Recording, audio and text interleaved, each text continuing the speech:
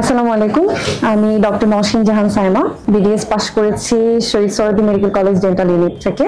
আর এইবার আলহামদুলিল্লাহ আল্লাহর অশেষ রহমতে আমি বঙ্গবন্ধু শেখ মুজিব মেডিকেল ইউনিভার্সিটিতে এমএস রেসিডেন্ট হিসেবে চান্স পেয়েছি প্রস্টোডন্টিক্সে।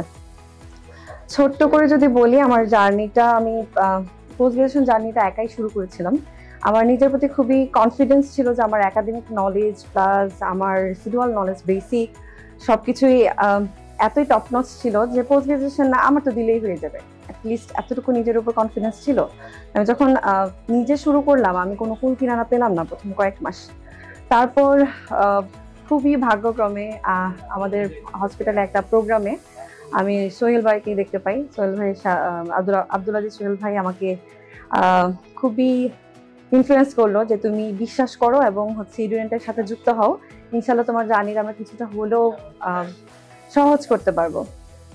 যে কথা সেই কাজ, আমি ভর্তি হলাম। আমি জুলাই সেশনে পার্ট 1 পরীক্ষা দিয়েছি। ভাগ্য ফেভার করেনি, পার্ট 1 পরীক্ষাটা ভালো হয়নি। তবে এরপরও আসলে স্টুডেন্টের সাথেই ছিলাম, তার উপরে ভরসা রেখেছি।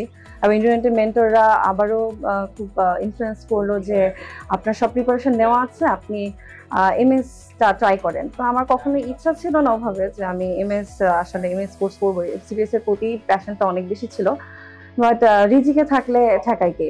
তো এমএস পরীক্ষা দিলাম এবং রিসিডুয়াল নলেজ বা আপনার বেসিক স্ট্রং থাকলে এই জিনিসটা যে কিভাবে ফেভার করে, আর প্লাস স্টুডেন্টের প্রতিটা মেন্টরের ক্লাস, মানে পরীক্ষা দেওয়ার সময় মনে হচ্ছিল যে সলভ ক্লাসগুলো মনে হয় আমি দেখছি, ভাইয়ারা এইভাবে বলছিল, সেটাই আমি মনে হয় এখানে এই রিফ্লেকশনটা পাচ্ছি। সো এটা my preparation was top notch, but my exam was 10-fold। আমার 10-fold আশানুরূপ আমি পেয়েছি আলহামদুলিল্লাহ।